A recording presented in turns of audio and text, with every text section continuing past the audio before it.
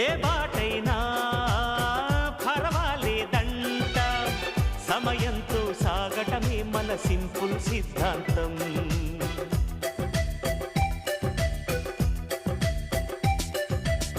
చిరుగాలికి పరిమళమిచ్చే సిరిమల్లెల వనమై ఉందాం, గగనాన్ని నేలను కలిపే హరివిల్లుల బంతెన అవుదాం.